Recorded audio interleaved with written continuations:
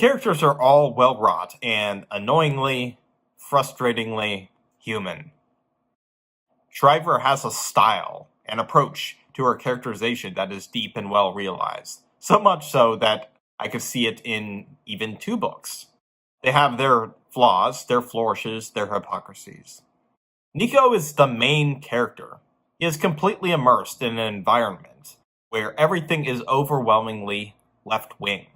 His mother is radically left-wing, and his sisters are as well.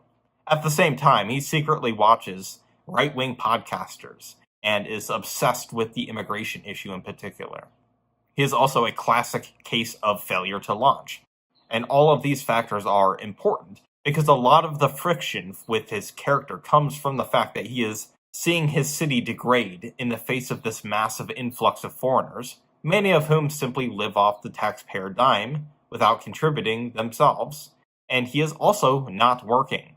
Gloria is the mother of Nico, and the woman who chooses to take the migrant into her home in the first place. She is a radical leftist who is challenged by another woman. If you like the migrant so much, why don't you take one into your home?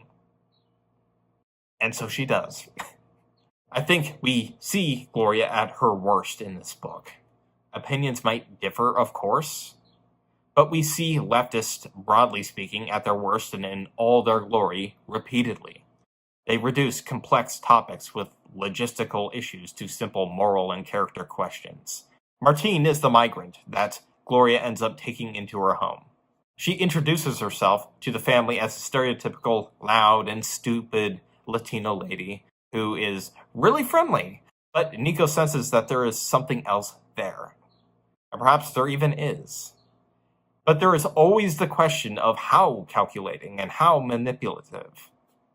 Regarding the actual events of the plot, there is always the question mark beside every event. It is understandable why a migrant would think they'd have to put on a face for a family, but how much calculation?